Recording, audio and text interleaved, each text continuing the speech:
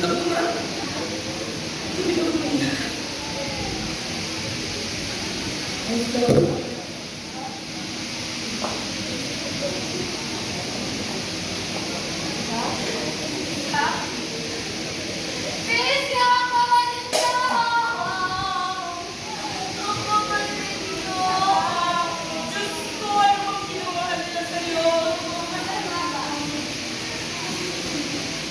Siyempre ko, anong ginawa ng mga hayop na yan sa'yo? Sa akin! At sa mga babae sa mga kwarto mo kay Gather Pota! Bata? Bata mo ba ba matatawag yan? Ang dami nilang nakita. Ang dami nilang narinig, Adriana.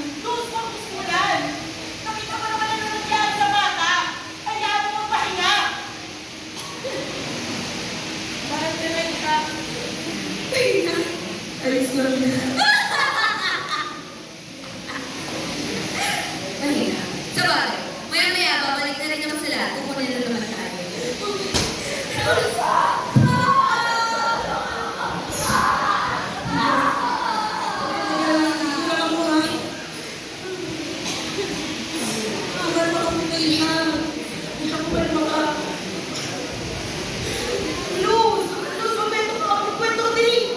Ano ang gagawin? Bakit hindi ka magkwento? Kwento?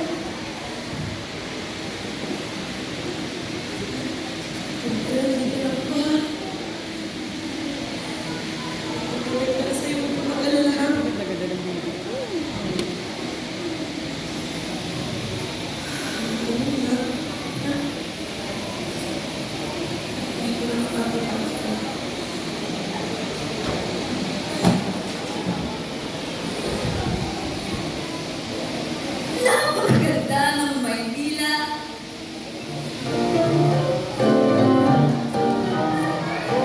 Natatapos sa lahat ng syudad sa namarami pa sa akin ang pagkakawin. Wala ka lang pagkakay sa kinang belas na sana. Hindi na ako nagsasabi. Nalilinig ako na ako sa mga banyakong politiko. Mga diploma, mga negosyante. Sabi nila, ibang isang tumatala sa Maynila! Sabi nila, may pag-asa! May kanta! May sayamanin sa mga unahan sa Maynila! Sabi nila, at nakita ko naman, nakita ko na maganda ng Maynila.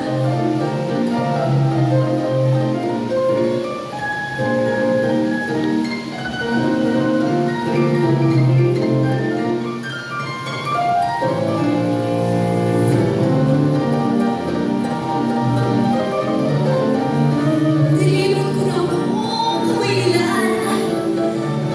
Nabighani ako sa kung gaano nandito.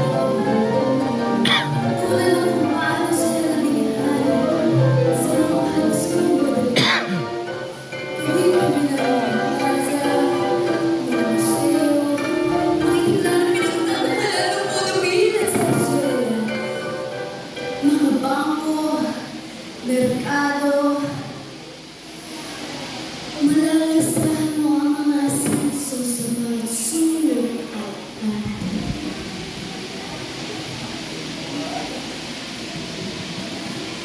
Talagang ito'y namigtig sa ikan para ng Pasifiko.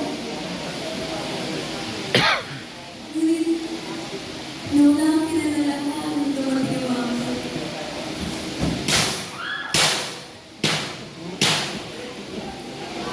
Galing. 3 taon na nila gawakan ng Pilipinas sa Maynila. Sa galing! Daan nilang pinatay ang ganda ng Maynila. Pero ngayon, talaga namang hinigatan nila ang kanilang mga sarili. 1945, ang taong babago sa buhay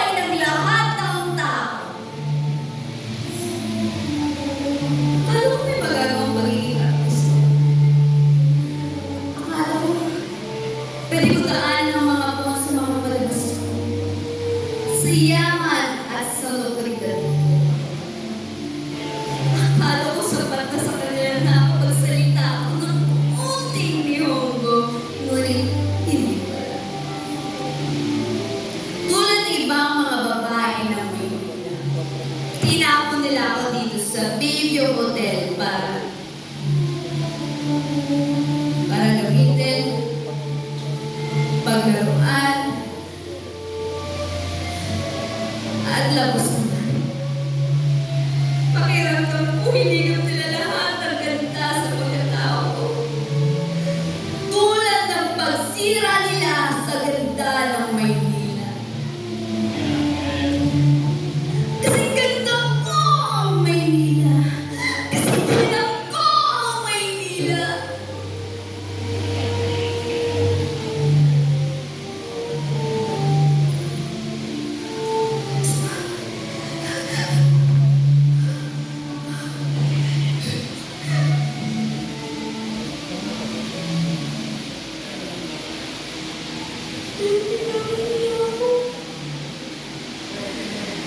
Binaboy nila ako.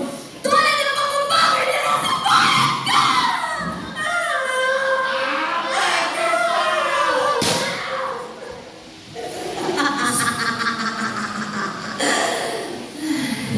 Kaya huwag ka nang umasa. Makikita mo ba ang kapatid mo?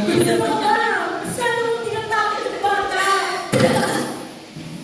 Diana, alam mo naman kung anong ginagawa nila sa mga bata dito.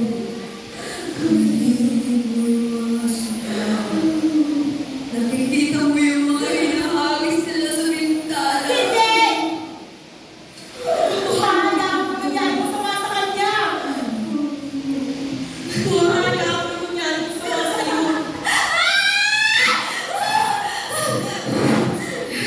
Ano gagawa? Ano ba gagawa natin? Pumulbusin nila tayo. Pumulbusin nila ako. Oh, Maynila! Tapos na ako ng kwento. Ikaw naman. Siwala mo ang ganda ng karanasan mo. Ano magagawa ko? Pare-pare wala kang tayo. Mana sa akin. Pare-parehas lamang ng karanasan. Ano nga ba magagawa ko? Kapag ba bumalik ako ng phone para kumipisa, may magagawa pa ako? Pagpipililan ko pa sila? Hindi ko alam! Hindi ko alam. Basta hindi ko alam. Hindi ko gagawa ko protection.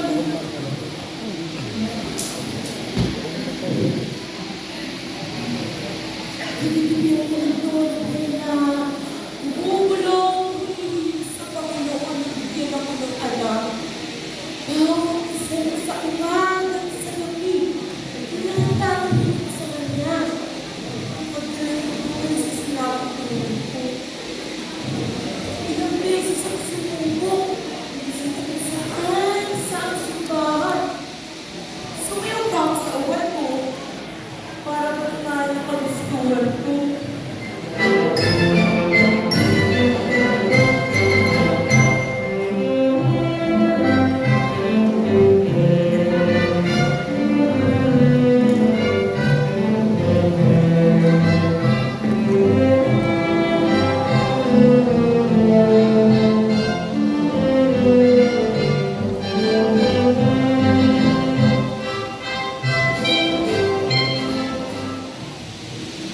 Hanggang sa hinihiyain niya ako sa pool. Nang mamahalin ko higit pa sa sarili ko. Alam ko lang sana. Alam ko lang sana na may papanganak ko siya sa taong aakit ang impyerno sa Maynila. Sana hindi ko na lang sa niluwal! Sana hindi ko na lang sa niluwal! Isarado na ako ang pinto! Ano dali? Kaya ayaw ko yung taas. Ano mga kapot?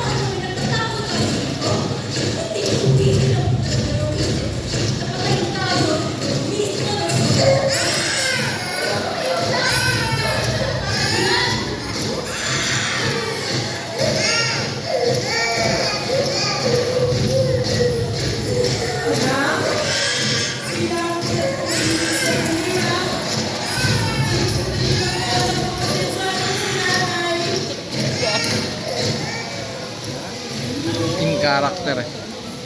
Oo, grabe. Ah, si Chris. Utulis na ba sila? Oh, wala naman sila. Halit na ako sila. Ako, talaga ba? Maraming salamat sa Diyos. Narinig ko yun. Madali na ako makapon. Hindi na tayo nakita eh. Sabi sa'yo, sandali lang eh.